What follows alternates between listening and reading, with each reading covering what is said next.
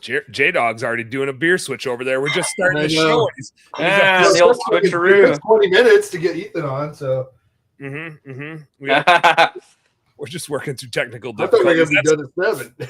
Stuff like that is when you start like kind of feeling old, is when you're like, damn it, I need to have like one more kid for an IT person in the house. How to use all this shit. All right, let me see. Here we go. We're live. I see us out here. Let me get us public so that we can share it. Boom. Oh, it doesn't want me to do that anymore. Maybe it's just is. I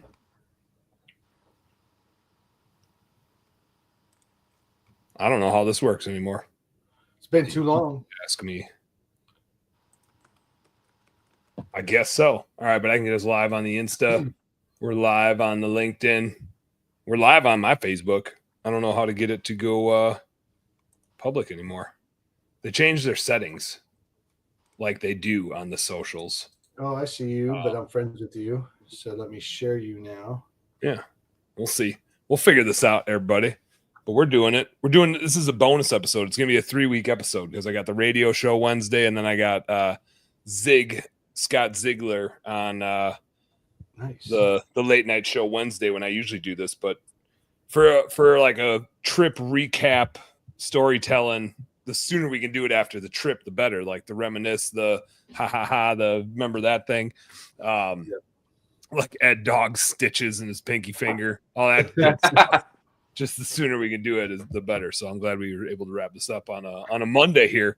We got J-Dog in the house, also known as J-Dog Charters, but we're not promoting that. But this episode is brought to you by Rainbow Sandals and Fishworks.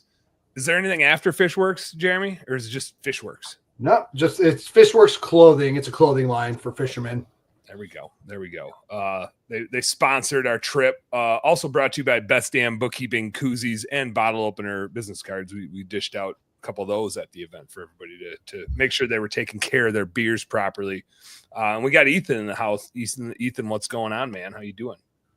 Doing great, man. Just kind of living through these post fishing trip blues. I went to work today and that was kind of rough, but made it. It's weird. Home. It's weird getting back into like the normal grind after a trip where you can truly like cut out for a week. Like it's hard. It's hard to find the time to do that on a trip and like the place to be able to do it. And it's awesome, but it also makes, like you said, the post-trip blues worse to get back into doing life. Yep. Oh, speaking of doing life, Crosby, are you going to come say hi quick? My 3-year-old just came into the studio. Dude, you want to say hi? He likes fishing probably more than all three of us combined. Oh, hi. Nice. Make a face. Make a silly face. You're on a camera. You're on a live feed, boy. Did you just come to say hi before you gotta go to bed? Can I get a fist bump? Can I get a high five? Can I get a good to see you? Attaboy. Oh, mom's calling you. You better go before both of us are in trouble. My little man. Shut the door behind you, dude. Oh, he's going to get stuck trying to open that door. Oh, he got it on like the 3rd try. Sometimes, like, I just know he's out on the other side of it because I just hear like click, click, click, click, click. It's like his little hands can't turn the damn doorknob. Jeremy, your kids are older, right? Like, yep, she's 12 now already. Yeah. So, Ethan, you got any kiddos? I do not. Nope. Single and none. So the highest paying tax guy out there, Mm-hmm. Yeah, you are. You're in that bracket. Yeah. I think this is always funny. Jeremy, I don't know if your 12-year-old has grown out of this, but when I try to like FaceTime my kids when I'm traveling, I'm like, man, I miss my family. And I jump on FaceTime and like 2 minutes into it, like there's like a hi dad and they're excited. And then the phone starts going everywhere and they stop. They like forget that they're on a video call and I'm getting like seasick. I mean, you could put me in 5-footers out of Cedros and I'd be fine, but you get them trying to hold a camera phone and you trying to have a conversation with them. And it's like, all right, you little twerps, like, put the phone back to mom. You're making me seasick. They stop talking to you and just like take you for a run. Like, where are we going? What are we doing? Who are you chasing? Yeah. Did you forget we were on the phone having a conversation? But man, what a trip. I want to get into like the highlights, the low lights. I don't know if there were any low lights. I guess Ed Dog maybe. But a good low light always turns into a highlight. But first, J Dog, why don't you, like, you planned a trip with us last year, and that was a little bit of more of like a reactive trip, like, oh, holy crap, we got this opportunity to go on this thing. Who can go short notice? Yeah. This year we had like more time to think about it. Take us through, because like the planning of these things, is awesome of trips they are. Planning a trip for 12 dudes is still a bitch. It is. And I think also, you know, just having to pony up the scratch and, you know, stroke that check. And you're like, because once you tell people like these are the days, like you have your timers, like right when you say that, your timer is done, and so you gotta get that deposit in, you know, half of it. Like if it's just like one person and you're just like, oh, $900 and I'm just booking this one random day next year, no big deal. But when you're trying to reserve all 12 spots, it's like you can't just be like, yeah, I want all 12, and then we only submit for 2 or 3, and then all of a sudden they start filling it up or something, you know, because you didn't pony up and hold all the spots. So I think that's probably, for me, was the biggest difference, you know. And the only reason why we had to do it like that was because I waited so long. I waited because pretty much you have to do it a year ahead if you want to do that. And I waited till about 7 months. It was right before the fishing show happened out here in Orange County. I'm looking at the schedule and I'm like, oh crap, the weekend I wanted is already gone. It's filling up. They're having the show this week. Oh man, it's going to be gone. I'm like once they promote it, and you know, because it's awesome, you know, everybody wants to go. And so I was like, I called her the day before the show. It's like, I want these dates, put it on the calendar, you know, just to like reserve them. And then there was like, like all the people that said they wanted to go, and then like half of them are like, I can't go. And you're just like, oh damn. Now what? Yep. But fortunately, you know, it's such an awesome destination, and it's limited to being like, if you want to go with people that you know, like if you just want to go as a single person or you and another person, you can find the open party trips, these random days, and get on them, no problem. But when you want to go with friends, you definitely have to do it ahead of time, because they're only open a certain amount of time a year, and they can only move so many people through, you know, the lodge, and there's only a handful of lodges on the island. Yep. Numbers. So I don't know what's going on with Facebook and StreamYard. This happened to me a couple weeks ago, but if you're out there watching, know that none of your comments come through. I have it like up on my phone, but what's up, Barry Little? Thanks for checking in. He said, we were talking about our families, and he said, mine just asked when I'm going to come home and bring some Starbucks in, and then I'm out. Thanks for checking in, Barry. Darlene's checking in. She says, plan early. It can bite you in the ass if you don't. And in this case, like, it can bite you in the ass either way. It's like it's risk on or risk off, but either way, you're taking a risk. If you buy the spots, I had that happen with the Boundary Waters this year. I got an 8-person permit and like reserved the spots for it, and then 5 people dropped out. And the dates are set, and it's a week in the middle of nowhere. And there's like a gear commitment. Like, you can rent some of it up there, but we're hauling a lot in, and I provide a lot. But you're going in the middle of nowhere for a week, like without cell reception, really. And there's only a certain number of people that even want to like go through that grind. And so Justin Noggle jumped in last minute. Otherwise, we were like down to 3 dudes. And I was like, man, it's going to be hard to paddle 2 canoes with 3 dudes. That's for sure. I don't know how the hell we're going to do that. But we made it work. But that's always the shitty thing. Luckily, our outfitter was like reasonable and let us kind of back it down. But it sucks when you got to put the money up front and like pay for everything and then be like, okay. Yeah. Sorry. So what they do there, you know, you still have to put half of the money up front. You know, you paid the other half was at 2 months before the trip. So you're still, you got some timelines in there. And what they'll do is, like, if you know, and you're just like, I don't know anybody else, like I cannot fill my spots, you message them, they put it back up as the open party, you know, spots. And then if they book within 30 days, it's like a $500 discount or something, you know, that they get like a last minute. And I think that's what we got in on last time. Yeah. It was that type of scenario. They had booked 24 people, and they had like 3 spots open or 4 spots open. And that's how we got in at last minute. Is it in that case? Is it like if you book 12 spots and only 8 of us went, are you out $500 per spot on the other 4 spots, or do they eat it? Like who eats No, that? you're paying more. It's 1,400. So like per, it was like what, 29 a head.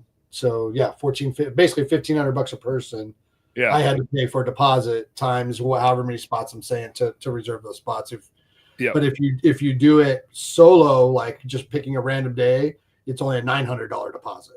But I'm saying if you book 12, right? You book 12 spots for us. If all of a sudden only 8 can go, but you've already paid for 12, but now they got to go sell those spots at a discount. Is it you that eats the $500 difference on each of those? Oh, damn. Yes. Yeah, that was definitely a commitment, Jeremy. I commend you for your optimism. But you know, I mean, you know a ton of fishermen that fucking are super passionate about it, and yeah, it was rad. I'm super stoked that you sent out the invite and got us all out there too. Yep. It's not a hard place to sell. You know, it's a yeah. Like, are you for real? Like how? Like when? Like, you know, it's like how much? Oh, wow. Because like I mean, you do the math on it, and like we can't fish here at home for 5 days for the same amount of money that we paid. You know, it's just your bang for the buck. It's just ridiculous. You know? Yeah. Plus the accommodation, plus the food. Oh yeah, like you roll it all in, the accommodations, the food, the staff is awesome. Just the scenery. People that don't like to fish would just go there to like see it. Yeah. It's so cool. It's so cool. Yeah.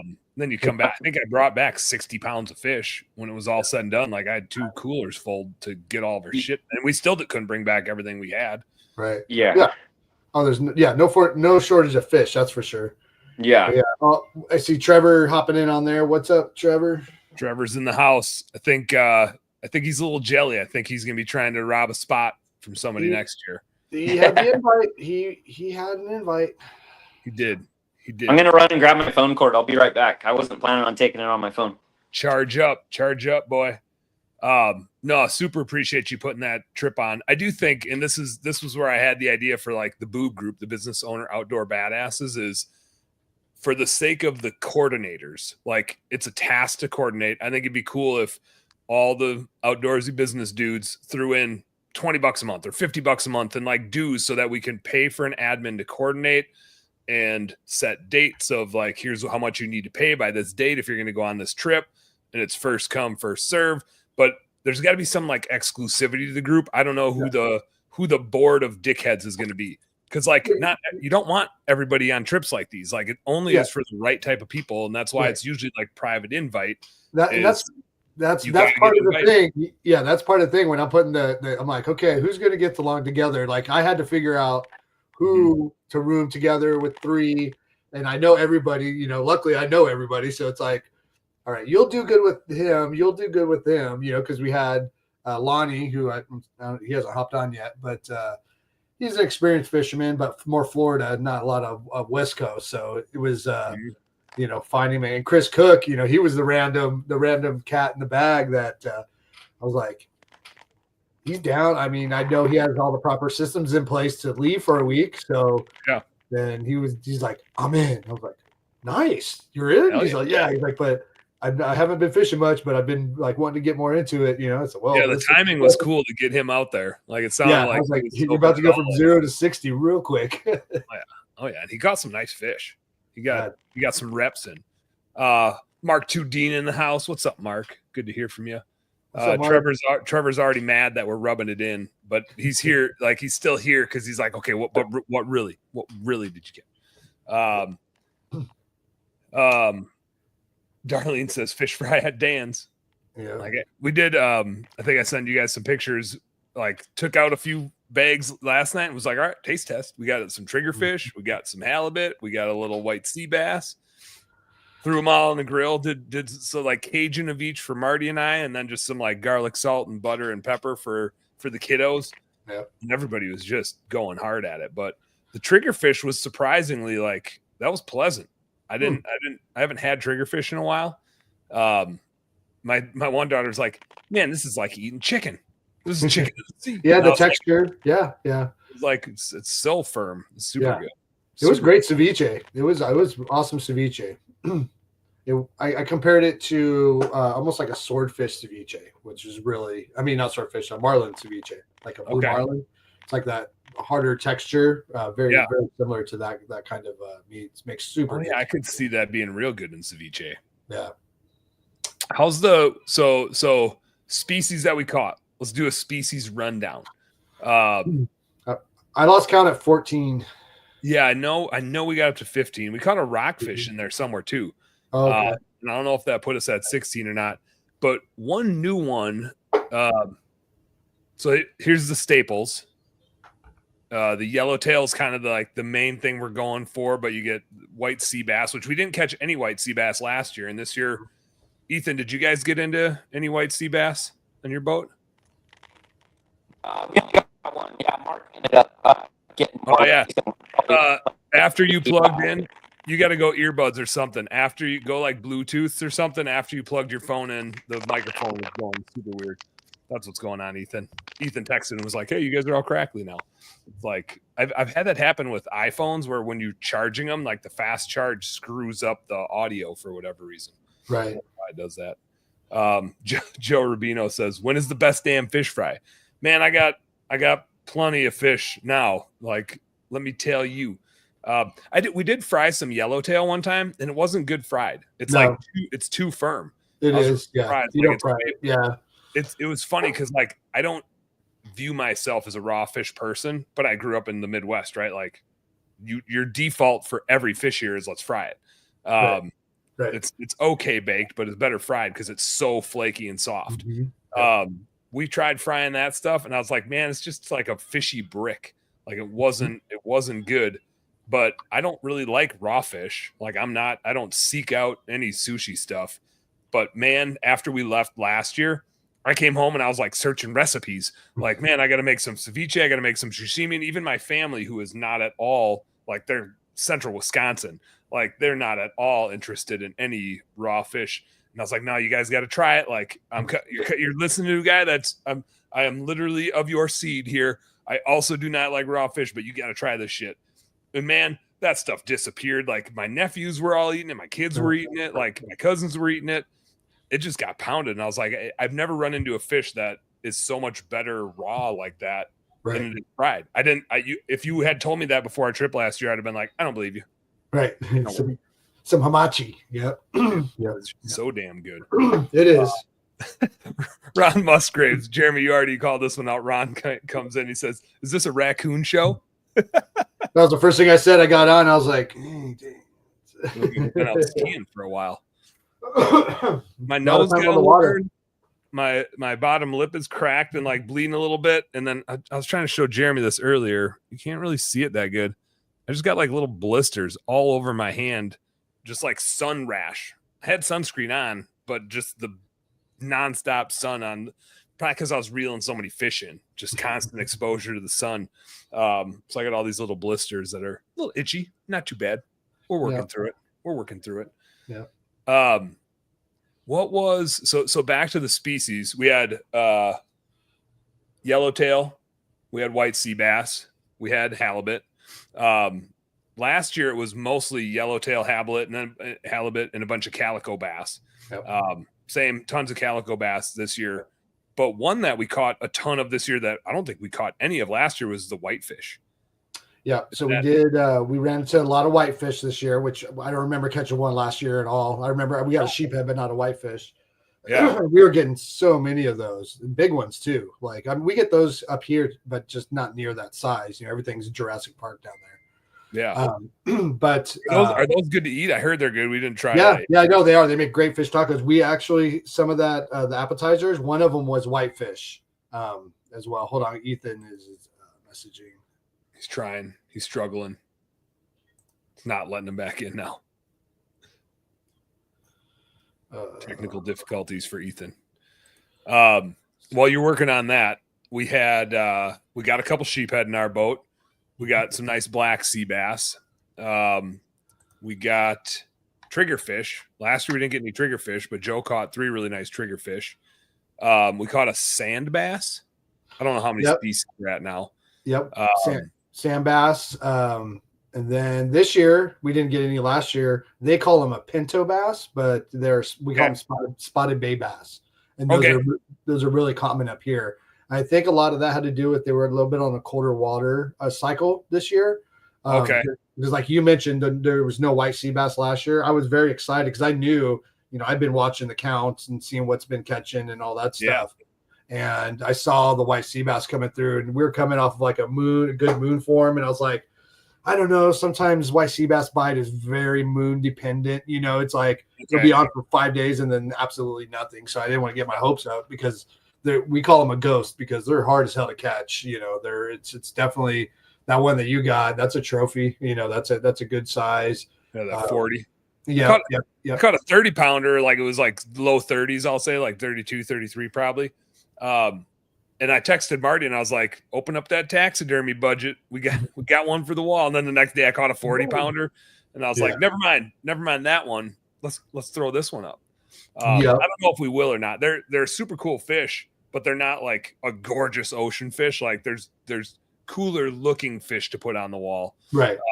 But I did see I did see like it was almost like a bobblehead where they make a remake of your picture of you holding a fish that popped up on thing, and I was like, that would be perfect for that one. So next time I think when they retarget me again, I'll send it your way. I do like when we have, especially with like family pictures. I forget the website I use, but they'll make like big canvas prints. Right. So that's super cool. Like where you don't feel like paying for amount, but you want it to be like life size. Yeah. You can get a big canvas print to like capture the moment. And it's got a similar vibe because you can get it life size. Like you can get it full size. Oh, you mean life size? I mean like close to anyway, get the full aspect. Then but you can verify it because you got to stand right next to it. And if you are the same size as you are in real life as you are in the picture, then you got it right. That person's that big. Look I'm the same size as I am. God, what else? I know we caught some other species. What am I missing? You got sheephead. Got the sheephead. Sheephead on there. That black. I think I said black sea bass. We caught a couple of those. You caught the biggest one that I believe ever existed. Like that thing was. Did you guys weighed it? 200 pounds? You said 200 pounds. Yeah, we all took turns on it. It wasn't all me. We all captain hooked it and he called it. Just like Kobe, if I call him shot. Pato's call on that. Pato, he's like, maybe white sea bass. I mean, maybe black sea bass here. And we go, oh yeah. He goes, yeah. Can I put squid on? Yeah. And he put the squid on the rod. We brought him a rod to go towards his tip because a client broke his a couple of weeks ago, so we brought him down a brand new rod. That's a cool tip. Next year, we got to bring them, both the guys, a couple of gaffs. Oh, that's what I'm saying. I'm bringing them a 6-foot gaff for sure next year, like 100%, because that's a whole nother story that'll probably lead us into stitches. Yeah. And he called it. He was just like, we're like, there's yellowtail puddling on surface, so we're throwing surface irons at the yellowtail, and he drops down the squid tracks nomad down to the bottom. Ed Dog's up on the front throwing, me and Mark are on the back throwing. And I'm like, watching what's going on back there. This is close to the marina. I mean, this we're is like within eyesight of the marina. We're like 12 minutes outside of the marina or something. We're like 70 feet of water. And I turn around. Ed Dog's up by him, so he actually got to hear the captain. The captain's like, oh, I see him go like, to do the rods just like this. And he's like, Ed Dog said he's all, oh, it's bottom. Maybe bottom. He goes, yeah, maybe bottom. And he goes, say no bottom. I do love, like, none of the captains speak great English, but they all like try to speak some English. Yeah. And I love their like humor knows no language. And just like they get it and you get it, and like the same jokes keep happening. We'll talk about Pato shit rock too. But like they just like, even with like our little mini bits of Spanish that we know and their mini bits of English that we know, it's like we all understand fishing. Right. And so like we figure out how to communicate the necessary things when it comes to fishing so that we can have the humor and the fun of like what the hell's happening on the boat. Yep. Man, it's such a good time with those guys. Yeah, and like Pato, he learned so much more English since last year. Like the first day, first morning, first thing he says to me, I have been practicing my English. I'm like, what? He was all proud. I'm like, dude, I'm so happy for you. And like last year, I had to have my phone out the whole time, right? I didn't break it out until like day 3 when I was trying to tell the ice hole story. I was like, there's no way I can convey this to him. And that's I like we wrote out like a summary in Spanish, and like the look on his face, he's all confused. And Mark spoke a little bit of Spanish, so he was able to he's like, yeah, hello. And so it's like, am I reading this right? He's like, yes, you're reading that right. That's awesome. How long did you guys fight that sea bass for, that 200-pounder? It was about like 50 minutes, so just under an hour. Yeah. Yeah, you need to pass that rod off here and there. Yeah, we had to follow it around and wait for it to pretty much die. You know, it wasn't, there's no way we could get it up on 40-pound line, you know, without it being dead. Because when they die, they like roll over and then like float up to the top basically. So, well, don't float, but you got to lift them, but they stop fighting. Yeah, I was gonna say, by the time it came up, was it thrashing around at all, or was it just like getting dead? Yeah, just like that's crazy. Yeah. So give us the play-by-play. I saw the picture with Ed Dog's face when he was just like, oh yeah. Give us the play-by-play of like the getting that thing in the boat and what all went down, because that's when as soon as you see like the head like coming up, you're like, damn, we need another gaff. That's like the first thing you think in your head. We got this little 4-foot gaff, and Pato's like, he's only 5 foot tall, so by the time he reaches over the edge, he can get the head, but like, what about the tail that's hanging over there? And so we had Mark on the boat, he was 240, you got Pato's $150 wet, Ed Dog, same thing. Yeah, Ed Dog's about the same size as Pato. Yeah, I'm 185, and like we all can't be on the side of the boat, so like I'm on the other side, like trying to like the thing's listing like this, and so we can't. Usually, what you would do is you'd grab a short gaff on the front and then a long gaff on the tail and just bring it over the rail. It look nice and easy. So we had to grab a rope and put a rope through. It's big. I mean, the mouth is this huge, so put a rope through the gill on this side. So Mark had the rope, Pato had the gaff. And the Ed Dog is like just going to grab it with his hand, no gloves or nothing. I can do it because they all go like this, and the boat's just like that. I'm on the gunwale on the other side. Yeah, everybody's leaning on the same side. Yeah, and it goes like this, and the gaff, like when they go like that, and they come out of sync, and the gaff comes out, it hits his finger, so Ed Dog has to let go. So he gets the gaff back in. Ed Dog at this point, you had the rope through the gills. The rope's already through the gills, so we got a rope on it already, so it wasn't going anywhere. And so all of a sudden, Ed Dog's squirting blood all around the pond, run around back, and I'm like, dude, don't squirt that blood on me. It's like going everywhere. It's like dip it in the water like you can wash it off, and all it's doing is throwing blood everywhere. I'm like, yeah, now it's salty and more liquidy inside. Yeah, it's like cover it. All I can see is like a flap of skin flapping around. I finally like hold on to it, and so I had some finger tape. I always bring to wrap your fingers from like light burns from like the braid and stuff like that. And so we just took that, wrapped it up really good, and then went back to task at hand and get the fish up, and basically did the same thing that we just did before without stabbing Ed Dog. But I'm on the boat like this, same thing, and it's like, dude, that's crazy. I wonder. We should get that fish up on the screen here and show it. It's nuts. I'm surprised you didn't just tie it up to the side and just head for the barn. Yeah, well, we came straight in, but there's no like swim step or anything, and there's no. The only thing they tie to is the actual freaking fishing pole holders, the bottom. Yeah, the rod holders. Right. I saw them tying up to the dock like that. I'm like, I don't know how to tie off to a rod holder. I've never done this before, dude. I'll let you guys do it. Just take a bunch of turns, friction. That's right. Rob Anderson checking in. Rob, where are you watching from? Because I don't see Rob in the comments on my live feed, but he's the only person that showed up in StreamYard. So I wonder if StreamYard changed their settings. So now only like maybe Rob's watching on my business page, and so then it shows the comments, but on my personal page it doesn't. I don't know. I'm right there with you, Ethan. I don't know how any of this shit works anymore. I'm getting too old for this shit. Dude, all those links would not work. They're all 404 error messages and random. I was about to give up and say, have a good chat, boys. I'll just watch you. And next thing you know, I clicked the first link that you sent out on the group chat, and it worked again. So here I am. Who knows? Rob does want to know if anyone did dislocate a shoulder. No, but that dog did get a handful of stitches. Yeah. Chris Cook jumping in. Chris Cook is in the house. Oh, Chris Cook made it. What's up, Nice. guys? What's up, Chris? Thanks for jumping on in. I'm making up. We ate halibut for dinner, so I couldn't interrupt that with a measly podcast with a bunch of dudes. So, I'm gonna make some cold brew and try to chime in here. So I'll mute myself. But good to see you guys. How was the halibut? How was the butt? Good. Good butt. It was a great butt. Jess, what'd you do? Lemon caper flavor? Lemon caper butter. Yeah, with some broccoli and rice. It was good. And then yesterday we did taco seasoning on some halibut. She's been asking for halibut for like 8 years, and my surf fishing ventures just haven't produced anything. So produced it.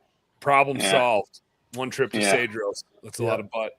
Yeah, Chris became the halibut master last full day. Yeah, we had a hot little run there. Yeah. If you ever went a crash course in fishing, 1 week in Cedros, like I was saying, Chris, you got to go from 0 to 60. It's like knocking so many different fish off your list that you've never caught and just experiencing and the way they fish down there is very similar to how we fish up here. So a lot of that stuff that you learn down there applies here too. Super unfortunate though, Jeremy, that you ruined fishing for Chris for the rest of his life. I apologized to him the first day. It's not always like that, No. That was awesome. It was funny because today I came home and work was pretty good. Not to transition us into work talk, but we got a 1-star review. So that happens, right? So I jump into it because he doesn't want to hear from the service manager, and I kind of fall on my sword with, hey, I had a week away. Sorry, blah blah blah. I was out in Cedros Island. He goes, oh, Cedros. He goes, who'd you go with? And he goes, I love Jose. 18 years ago, Jose, blah blah blah. My wife had cancer, and so immediately we were hitting it off, and we're going to try to get that problem solved for this guy. But the Cedros, did you guys come home to any issues like that? No. Besides a huge list, my wife sent me my to-do list as I was leaving. And she's like, hey, next time you do this, how about you put your damn turkey fans away? Because I still have like turkey mounts from this spring that I'm finishing up. She's like, here's all the things that you left me with that I expect you to jump your ass on when you get back home. And I was like, absolutely, I suck. Those are all things I meant to do. And I came up short, and I will. So that was my, immediately when I got back Saturday, morning, I was getting off the flight, let me know what you want me to do first. I'm on it. And I crushed it. They expect our A game when we return from those types of trips, Yeah. I stole a saying from Meat Eater podcast because they had their wives on the show a few years ago. And one of the points the wives made is don't act like when you go on this work hunting trip or fishing trip that you're working, right? You're still out hunting. You're filming a TV show or you're doing whatever, but don't act like, oh man, I've been out and I've been working hard. You've been out on a hunting trip. And yes, you're fortunate that it's your job, but don't bring that back looking for sympathy, and don't come back and start pointing out all the things that are wrong with the house. And they call it, don't piss on the post. Don't come back and immediately start pissing on my post. And I came back and 2 of our rooms, you couldn't, it looked like an intentional minefield of toys with 3 kids. And we had one of our nephews over on my wife's side. So 4 kids and every toy that could possibly be out from the ages of 10 down to 3. That's every damn toy in a house. And 2 rooms, 3 rooms are taken up. And I was not going to say anything. Half the shit in the other room is mine from my Boundary Waters trip that I haven't put away yet. That was also on my list of things to put away. So I just went right at it. But I didn't come home and piss on the post. I've learned my lesson. If I want to keep going on trips. Yeah. Wise man. I did discover the what's going on here. Rob said He's on Facebook. He's driving on his way back from Pennsylvania, but he's on the Best Damn Company page live. So I think that's the rhyme and the reason here on Facebook. If you guys want to participate in the chat, go to the Best Damn Bookkeeping Company page and watch it there, because it's there as well as my personal page. But if you're on there, then I can share your comments on the screen and you get to be part of the magic.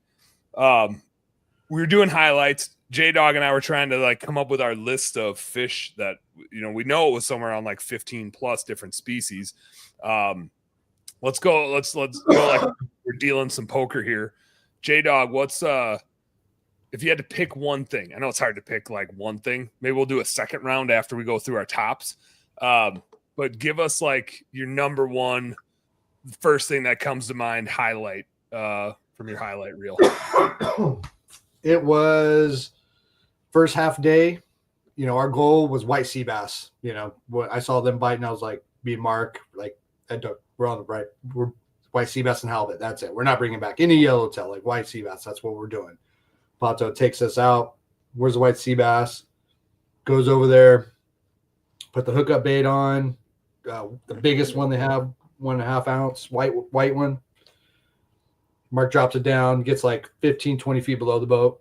On the package, it says don't blink on the sink, you know, and it's for real.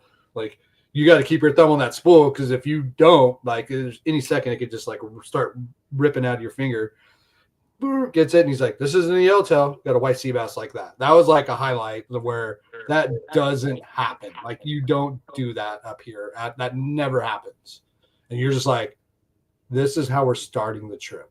Like, that was the first fish. Wow. Like, it's almost like, hopefully that's not a bad omen. Like, hopefully we didn't get it too soon. And then the rest, that's happened on fishing trips where you get one too fast and you're like, oh man. We did after that one. We didn't get one to the last day, and we got 4 in another half day. So we said maybe next year we're just going to fish half days, because we did way better in our half days. Yeah, it's not a bad strategy. Or just do 2 half days. Does it count if you go back and like take a dump and refill? Yeah, I'm gonna figure that next time. Do 2 half days, because when you have a deadline, you're like, you know, focused. You're not like different. You fish fish all day. We're just gonna slow chill here for a little while. You know, you're like, all right, we only got this much time left. Like, yeah, I don't know. At least that's how we are when we're fishing. I think I'm thinking now we got to do 3 rounds of this of highlights. We'll see if there's a low light. I don't know if there's a low light, but I already have 3 highlights where I'm like, well, I got to talk about that one. Oh, I got to talk about that. I got to talk about that. So I think I think 3 is the right number. Ethan, what's the first one that comes to mind for you? I think it was our first full day. Just seeing Chris, you know, obviously he was very green about, you know, fishing in general, and like especially with these like, you know, offshore stuff, and seeing him on that, like, you know, 35-pound yellowtail, and just those initial bursts, and him like, holy shit, you know, it was like, the face that you make when one of those things takes off is just like a you know, yeah. I think there's a sense of enjoyment that I get. You know, I used to own my own boat, and I used to love putting people on fish, you know, and it's similar to like the Cedros staff, you know what I mean? And just seeing him, I mean, I think I lit up more on that thing than anything. I had just pulled in my personal best yellowtail, which is, you know, it was like maybe a 28-ish pounder. And I got that over the rail, and I was like fired up. And then all of a sudden, Chris is on this like super long bursting run on something with much larger shoulders than the one I just hauled in, and I was like fired up for him. So that would be my number one. Ethan, I don't know if it's breaking up for you guys, but your audio's getting like crackly again. If you got like Bluetooth headphones, sometimes that solves it. Put your Bluetooth on. Yeah, Bluetooth sometimes does the trick. Put your Chris, Bluetooth. Now that Ethan totally stole one of your 3 highlights, you know, you can give your first person perspective on it.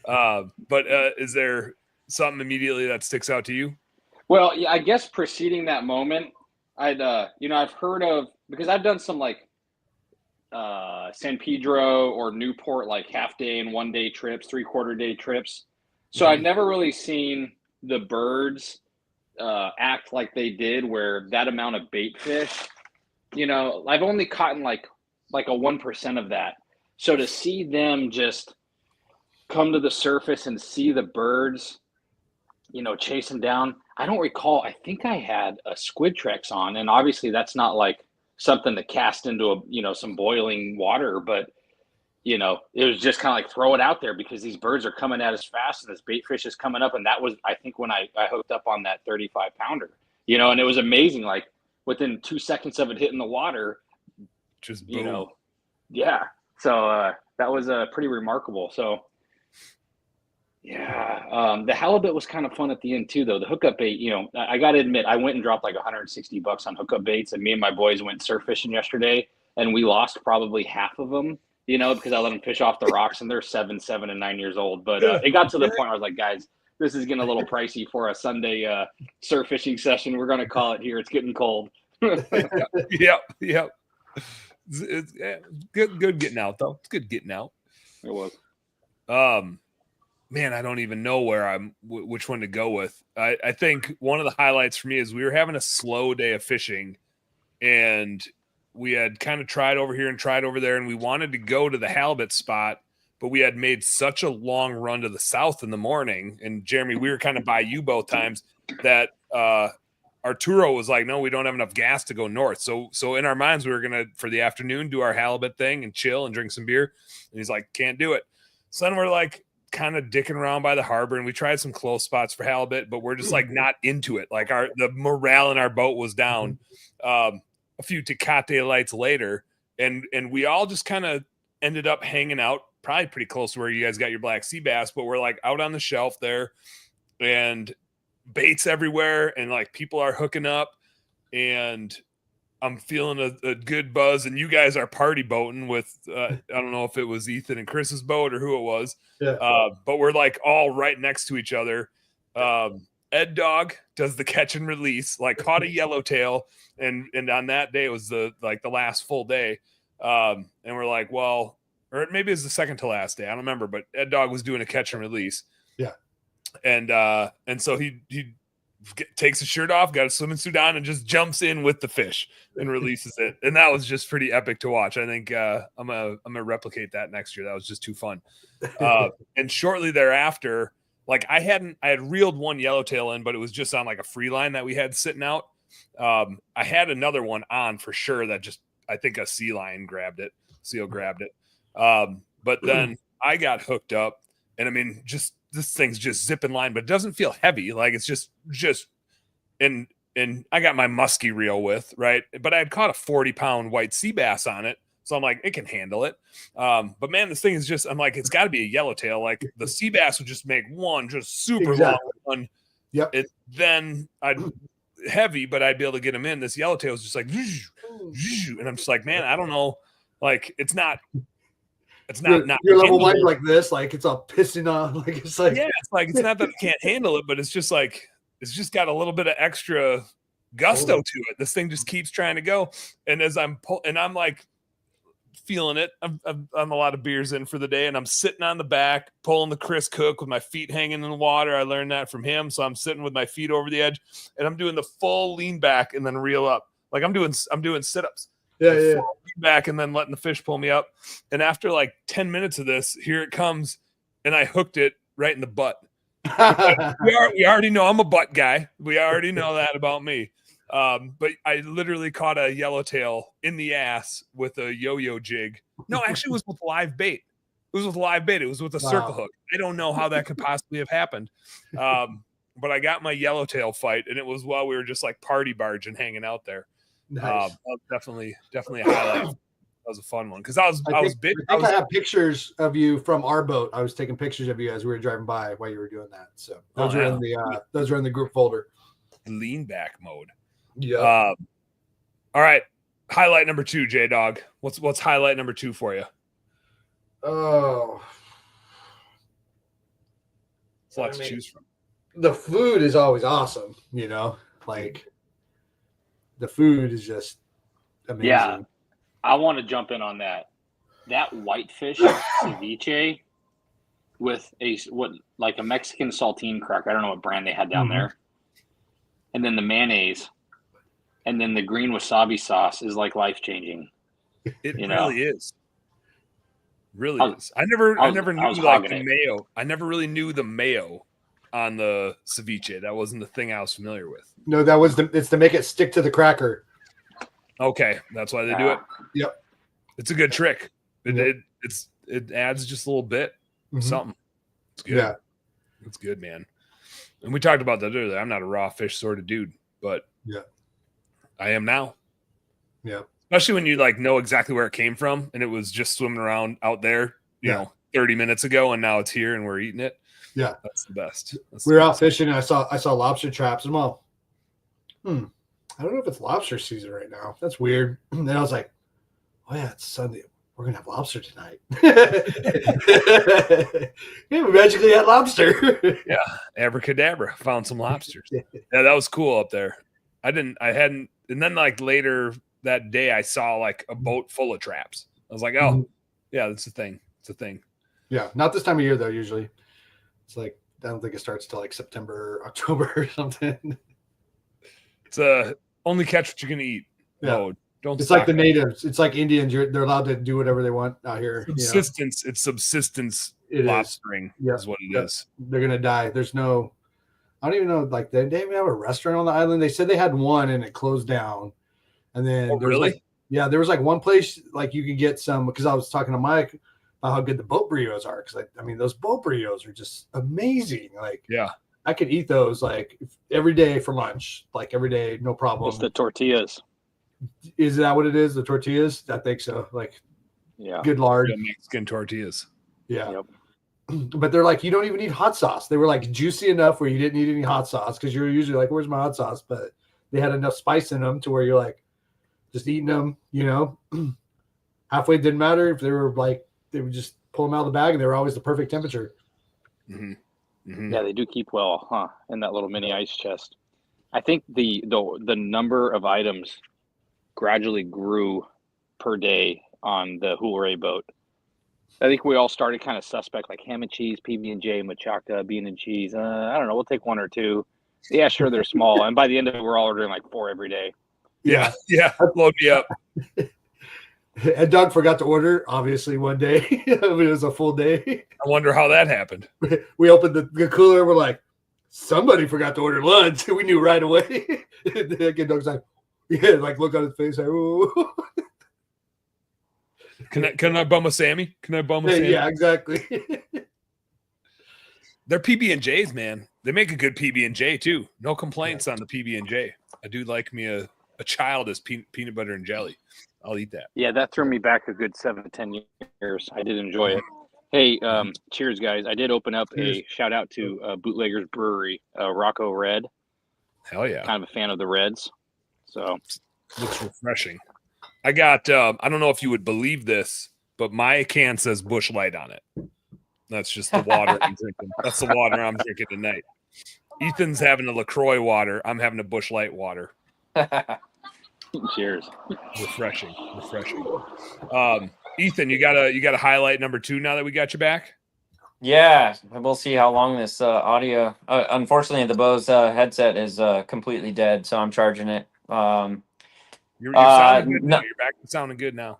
Yeah, number 2 highlight for me was I had casted a surface iron, and I think the line must have wrapped around the tip. But anyway, it blew off the tip of the rod. 3 eyelets went in the water. And as I'm like looking at the line was completely frayed, right? My Spectra was like down to 50%. It was like really frayed on both sides. And I'm looking at it going, oh, shit. And then I looked at the rod, and obviously the rod was smoked. So I was like, well, I guess what I'll do is just cut it here. I think I could continue to use the rod with like, it's a little bit shorter. That eyelet on the end looks kind of messed up, but whatever. And so right when I thought about that, I was like, okay, I'll like cut this here and then hand line in my jig or, the surface iron because it was out in the water, right?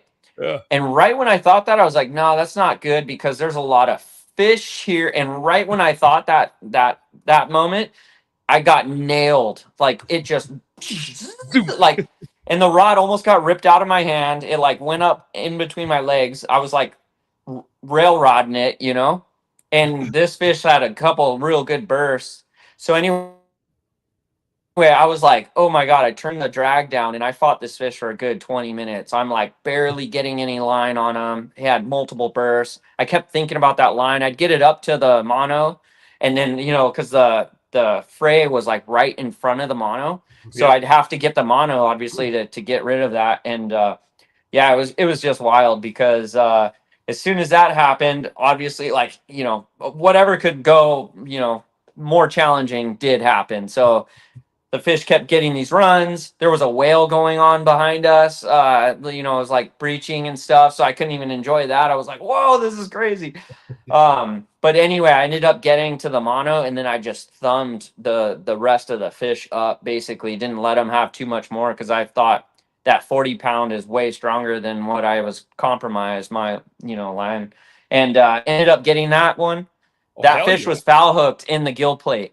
Oh, wow. So it nailed the surface iron, but somehow I hooked him like right in the gill plate with the treble, and that's why it was even harder, But we ended up getting that fish, so that was one of my highlights. I felt like I was fly fishing on my little tippet, It was wild. That was the best day. That was Thursday, huh? Yeah. Yeah. And I remember seeing you. Ethan was literally saying like, I should get this surface iron out of the water, and then it was like, boom, and the braid was like, he kept noticing more spots where the braid was like hanging by a thread, and then even on his retrieve as he's reeling it in, I'm there like, hey, can I grab something? I want to grab. He's like, no, like stay away.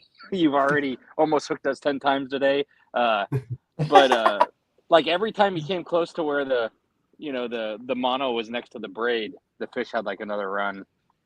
Yeah, that's stressful. That's cool. It's stressful. It's like it's like impending doom. Like it's coming, but when it works out, the whole time I was waiting for it to just pop. I knew it was coming, but somehow ended up wrangling that sucker in. Went from low light to highlight. Yeah. Chris, round 2. We'll you get another one because you just piggybacked off of J Dog's food comment, but you get your own number 2. Probably flinging surface irons. Coming into the trip, I bought a reel like a Fathom 2, a big pen, so I wasn't throwing that too good, but watching our captain Jose fling those things, first thing I saw, I think my instincts is whenever I see something deep like that, I go, if it's fair, it's gone. To the old baseball shout out, because Jose was flinging those things deep, and by the end of the trip, I felt like I was throwing those irons left and right, and I had a good time with that. It was fun. Letting them rip, getting the arm workout in. Like you do a couple retrievals and you're like, maybe I'll wait like 5 seconds before I throw another one out. Yeah, exactly. Build up a good sweat. Hell yeah. I think my number 2 would be our dolphin pod that we saw. Did any of you guys run into that huge pod that we ran into? I don't know if anybody else saw it. I think not a huge one, not as big as the one you guys got. That was, I don't know that I've ever stopped fishing to do sightseeing. Like, I'm a diehard fisherman. I don't wakeboard. I don't water ski. I don't tube. If I'm at a lake or on a body of water, like, give me a fishing pole and a beer and I'm going to go do that. But we saw this pod of dolphins coming in, and first we were like, man, is it 500 to 1,000? And then like I watched the video again and I'm like, man, there's 500 at a time above the water. It's at least 1,000 to 2,000, if not more. Who knows how many are underneath there? It's like, it could be just the tip of the iceberg, right? There could have been 10,000 dolphins in that pod. I've never seen anything like it. And we just saw, it was like you were watching this tsunami come in, and it was coming towards us. And it was kind of one of those things where you're like, what the hell's that out there? Right? We're like seeing this disturbance on the water. And as it's coming, we're like, holy shit. And then Arturo goes, it's dolphins. And we're like, what? Like, how? What? How can all of that be dolphins? I mean, it's like 2 football fields size of these dolphins breaching. And he's like, we go see them? And I was like, hell yeah. So we all just reel up and like, I don't know, motored out a half a mile and then just like motored into them. So like we're just cruising with them and they're zigging and zagging under the boat, right? But it's like, it's not a few of them doing it, which we had that happen too, but it's just thousands of them. And it was just, I've never seen it like it. It was just such a wild disturbance. But one of a kind. I've never seen anything like that. One guy had said, like, how the hell did you get that to happen? And I said, I dunked my head under the water, gave it a few clicks and called them in, just like you do, right? Here you go, girl. So that was cool. All right. You guys got one more? You got a number 3? J-Dog, you got a number 3 highlight? I mean, I got another one. We already talked about it. I mean, the black sea bass, that was I mean, like, that's wild. Have you ever caught? Oh, you've probably caught some 200-pound fish before, I suppose. Yeah. Not a black sea bass. The biggest black sea bass that I've landed was like 80 pounds here at home. We let him go. I hooked one bigger than that, but I was on 30-pound gear in the kelp, and we were bass fishing. There was no way I was gonna do anything with that thing. I thought it was a sea lion. I'm like, sea lion just ate my bass. My buddy's like, that wasn't a sea lion. I'm like, oh. But I was back here at home. So. Is a black sea bass the grouper of the Pacific? Like, do you guys get groupers in the Pacific or no? No, not really. You do down, like, we could have got some cabria, and there's a couple other species, down in that, like, a little bit further. You got to go a little bit further than where we were down there, but up here at home, that's pretty much the only grouper type species, and they're protected here. You can't keep them. Mexico, you can only keep 2 per day. But the islands have an agreement to release them, unless they're mortally, wounded. So that was made the decision to harvest that one and feed everybody a bunch of good food. That was crazy, man.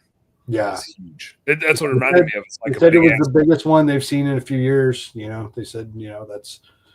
They can get, I don't know about down there, but they can get, I know up here, there's been a 450 caught back in like the 80s on a sport boat incidental,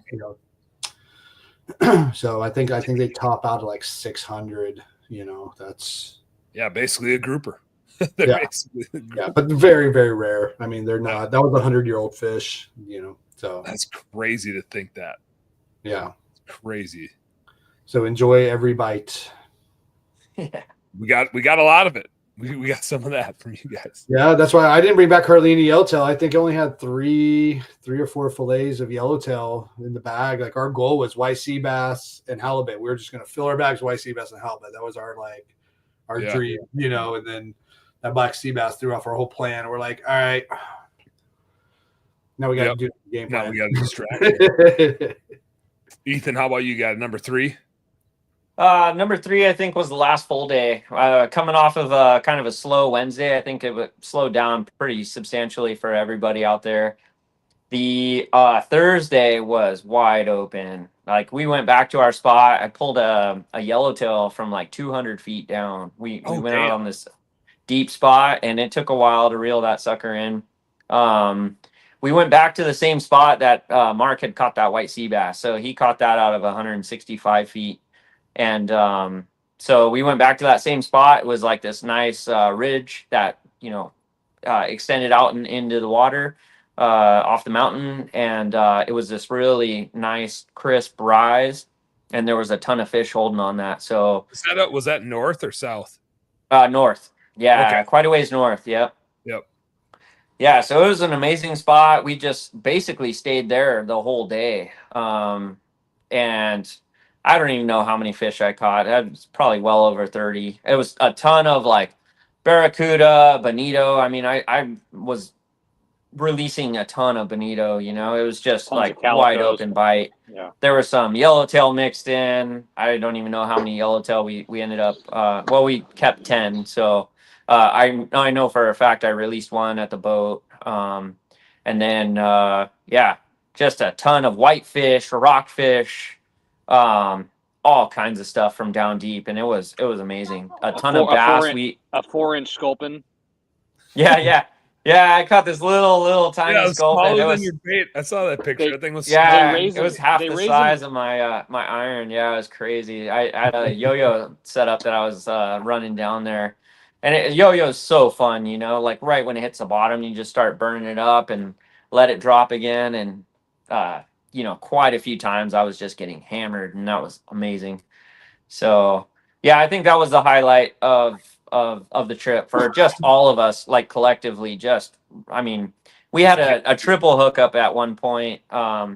I got a photo op with like both Chris and Mark, like full bendo, and I'm just like standing in the center of them, thumbs up, like it was amazing. And then to top it off, we went and got some halibut. Chris got 3 halibut all in a row, and then I was like, okay, last cast, and we were gonna call it and do our little photo op with pulling all the fish out up on the front of the boat.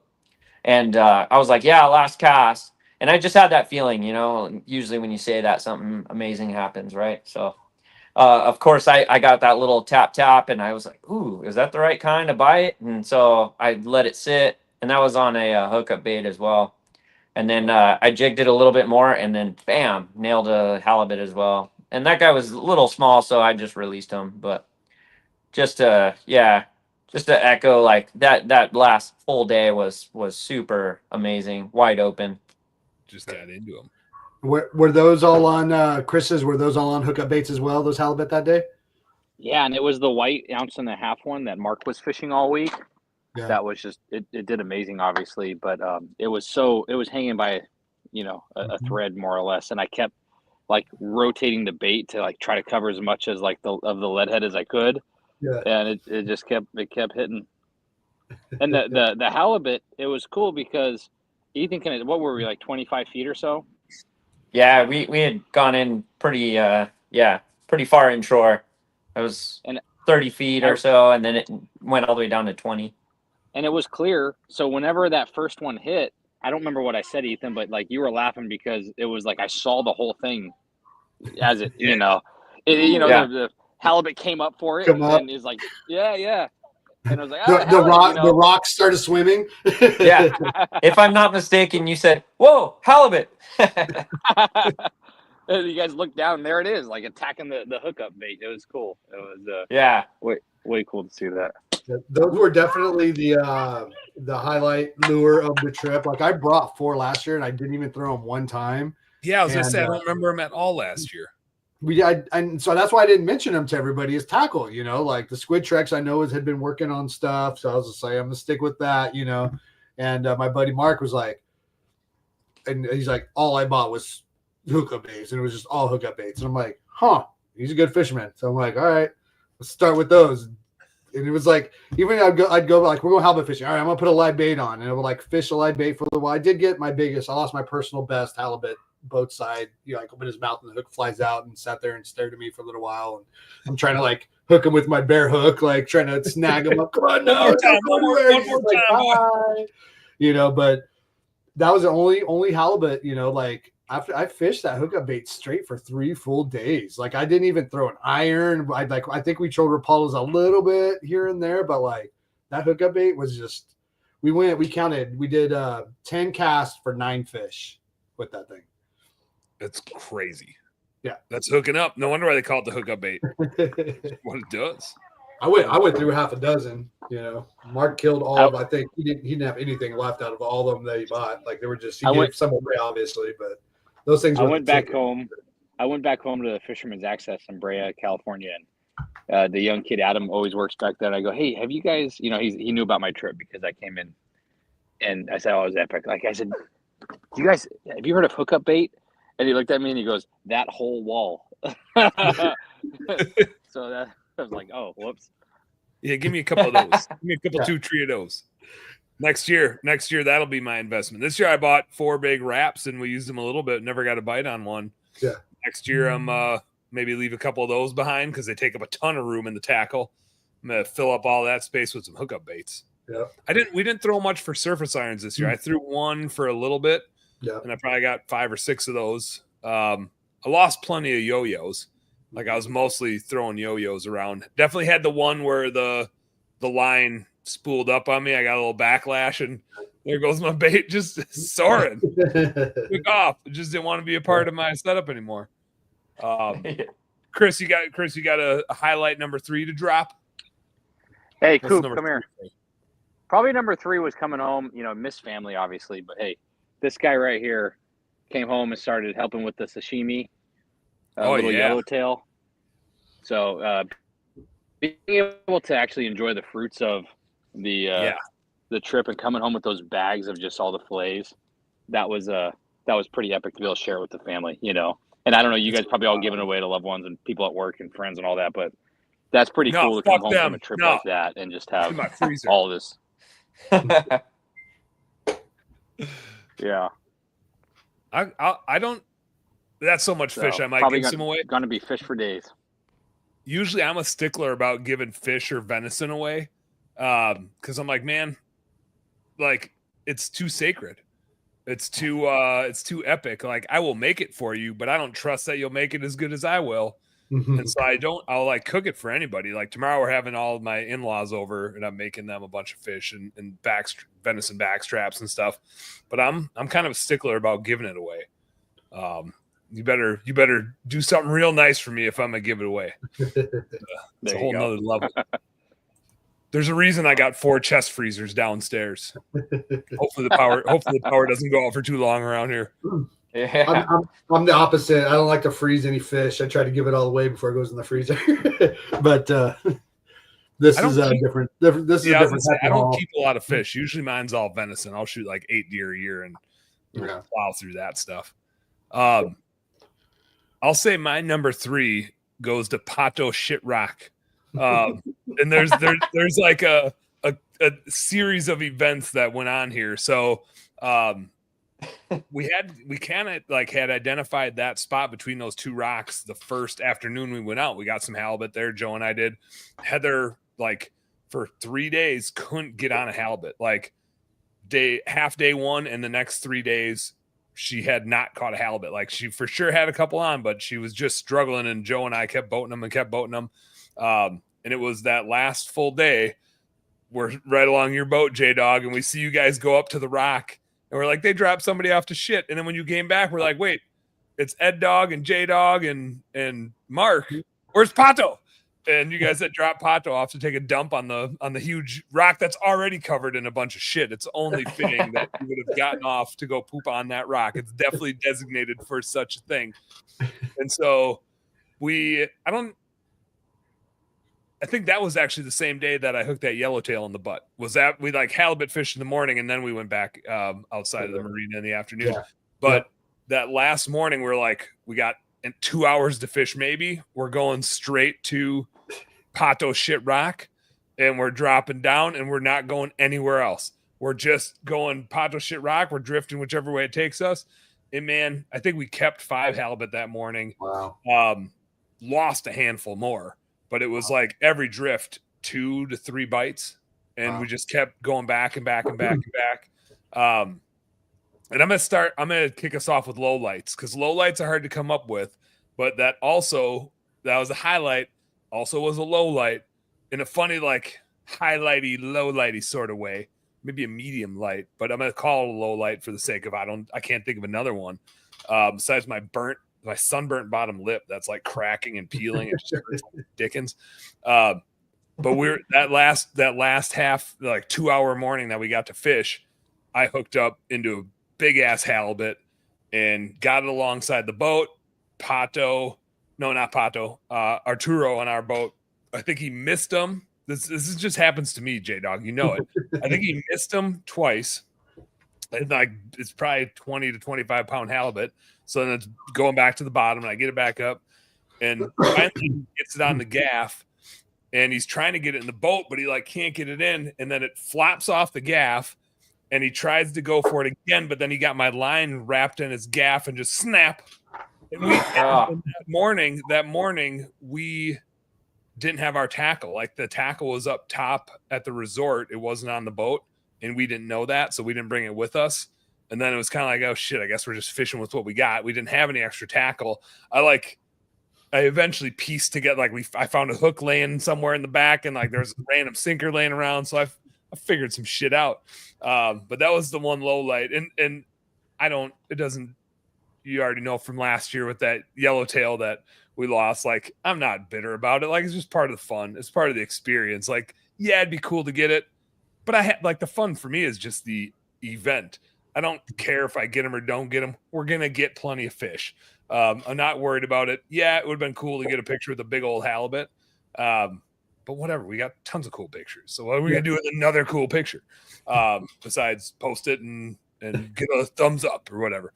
But man, the funniest part of it was Arturo, from the time that happened to when we said goodbye, I bet he said, "I'm sorry" or "Lo siento" 20 times. Like he was way more bummed about it than I was. He was so bummed about it. And I was like, "It's bueno, man. It's bueno. It's all part of it." That was if there was a low light like that would be a low light. But man, I was all smiles. It was just part. It was also, it felt like it needed to happen because of my experience last year with Pato losing that big yellowtail. It's just like, man, it's all good. This is just what happens to me. Like we lose big on the gaff, man. Like maybe it's me. Maybe I'm not swinging them through right. Maybe I'm putting you in a bad spot. I don't know what it is. You guys, anybody got a low light that comes to mind? As hard as it is to think of a low light, got any low lights? I was pretty bummed on losing a fish, but I mean, just like you said, it happens, you know. This was like minutes after Mark had got that white sea bass, and I really wanted a white sea bass as well. And you know, I was fighting it. It had the head shake, it had all the things, and it was down deep, 160 feet. And wrapped me up on the rocks, man. And line came back completely shredded. I was like, oh, I felt like that was my only shot at a white sea bass, and it was until I guess my other low light was Jeremy harping on me for not going on the last day. You know, regrettable. We caught on the last day. We caught 4 white sea bass and probably like 25 or 30 calicos, dude. Just cast after cast in 2 hours. Like 2 hours. Yeah, and that's the time where I was like, oh man, I should have went, but you know, it just sounded super congested time wise. And in hindsight, there was still like 2 hours after you guys hit the dock, you know, so. Right. Yeah. For next year, I will know to, you know, just pack a little bit the night before, and then you can go out and fish and not be super stressed. Yep. They're not going to leave you behind. I didn't pack nothing until we got back. Just cram. Just cram it.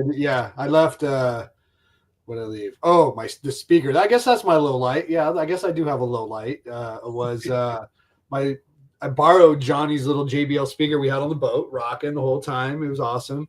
And then we were going to leave, and I was like, dude, music on the airplane. Awesome. You know?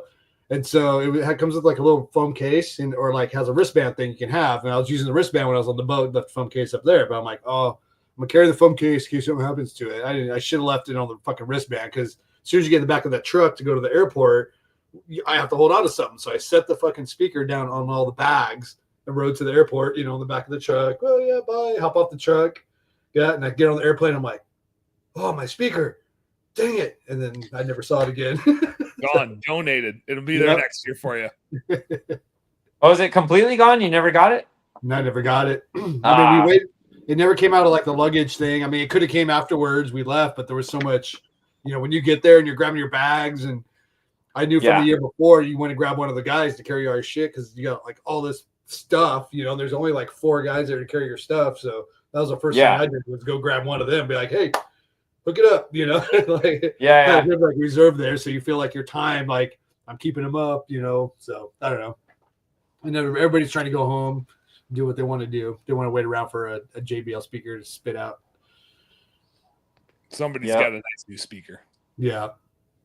One guy left his wallet on the other group. One guy left his wallet on the plane after we landed. I was like, oops.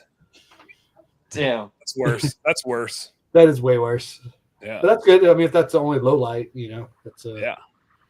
Chris, good. You got any low lights? Probably the plane ride home where Jeremy was just stressing about holding his urine. No. Pee so bad. Sitting next to someone who gets claustrophobia and has to take a massive piss in the morning and have to whip out. No, that was fine. Probably no. The real low light was being the guy who's new, and like I was ripping back, like we were trolling, and there was like Rapalas that go 30 feet deep.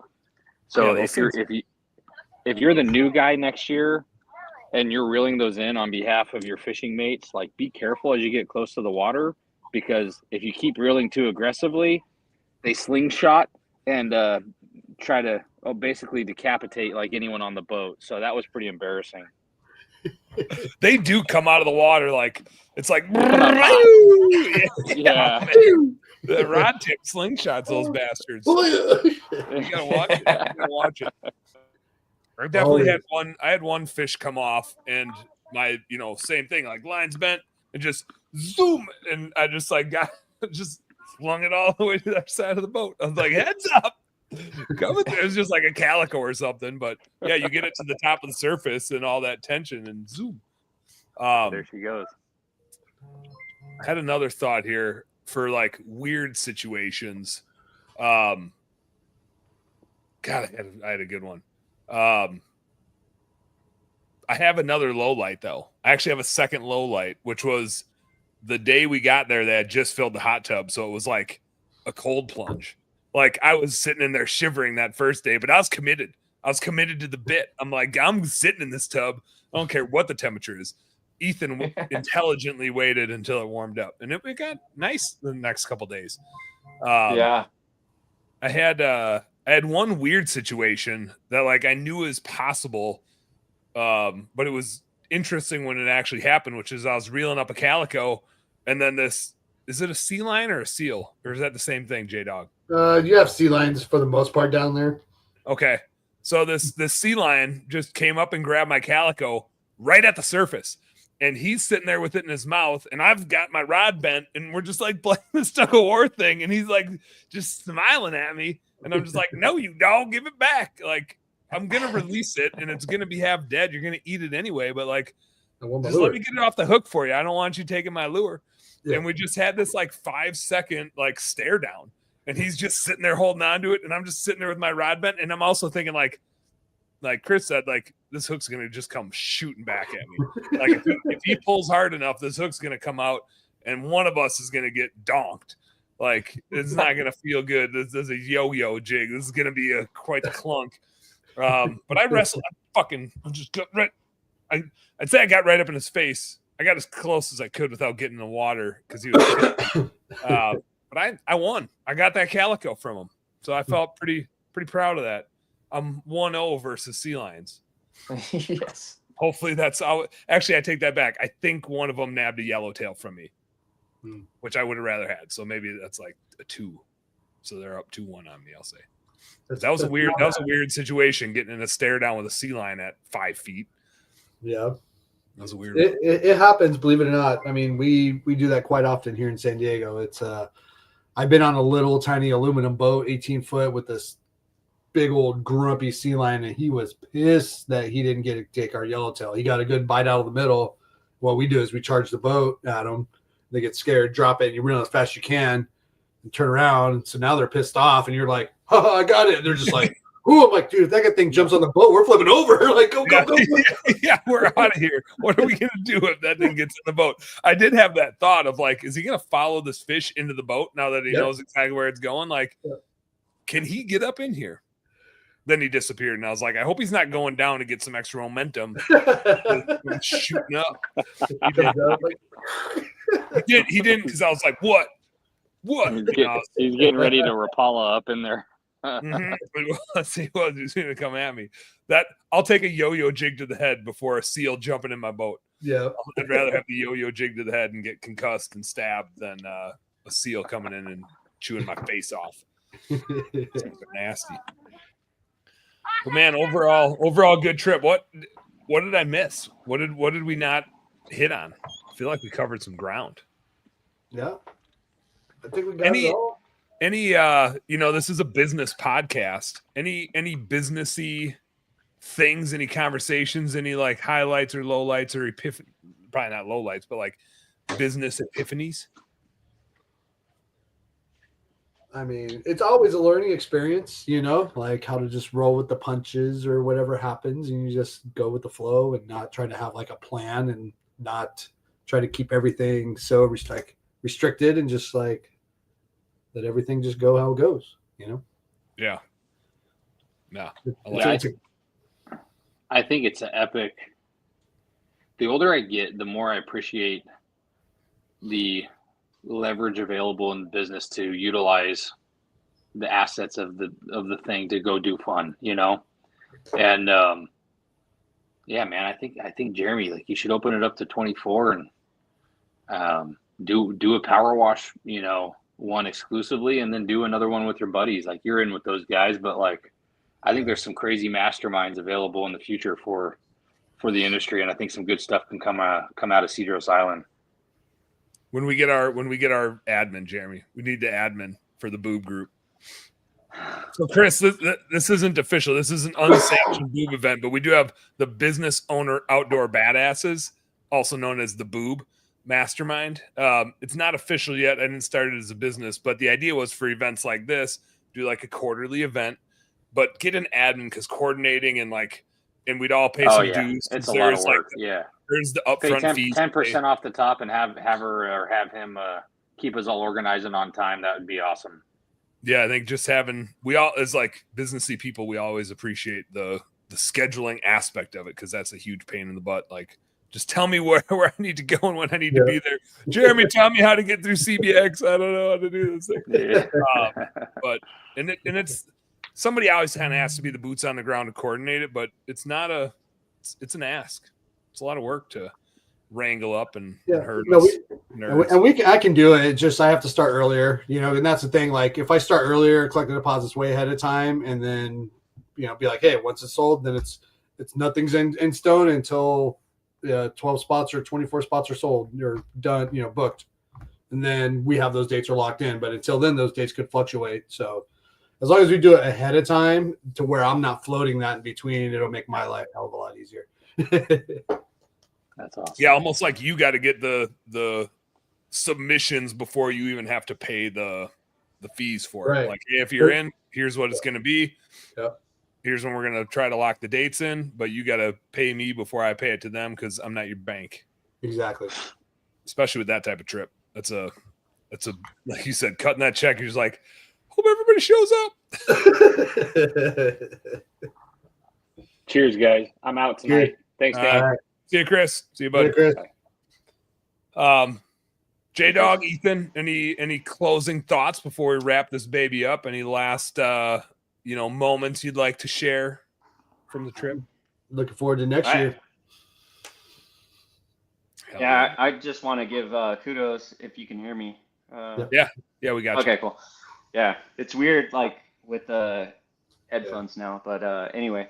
Yeah, I just want to give kudos to Jeremy for organizing and everything, and also not taking the free spot, actually transitioning, you know, that savings for organizing the whole thing to savings for the whole crew. That was really amazing, real selfless. So yeah, super appreciative that we're all able to go out there and have a blast, and, you know, through your generosity, you made it affordable for everybody to jump on board, and that was super cool. So you're welcome. Thank you. That. Hell yeah. I didn't realize you did that. Thanks for Yeah. So they give you for every 12 spots you book, you get a free ride. And instead of taking the free ride, I give everybody a discount. So like, if you go on their website, you know, we all save whatever that math works out to be, $300, $400 a piece or whatever. You know, instead of paying full price. We paid almost what it cost to go on a weekend, but we did a whole week instead. Hell yeah. I think I paid that back to them in Tecate Lights. You called the beer tab. Mine was $100. I mean, it was 80 something. You called it. Yeah. And that was at $2 a beer. Pretty spot on. I think Joe bought one extra day of ours. I was a little lower. But also Joe was wise. I don't think we were supposed to do this, but he brought down some bourbon from his wedding because he had so much. And I think I saw that you're not supposed to bring booze in. No, you can. You can bring one bottle. I told everybody they could bring one bottle. Okay. I wasn't sure on that. You weren't privy to that information? I wasn't privy to that information, but I sure didn't hold back on drinking any of it. I consumed a fair amount of that and a whole lot of tequila. I put myself to bed early a few nights. In fact, I got plenty of sleep. I was always well rested. So I was like, yep, I'm feeling it good. I'm heading to bed. I don't care what time it is. Like, it might not even be dark out yet, but I've been drinking light beers all day and tequila all afternoon, and I think I'm good. But got up fresh and ready to go the next day.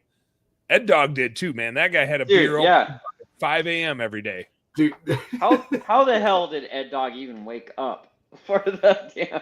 I was so surprised. Like each day, like, what the hell? Look at this guy.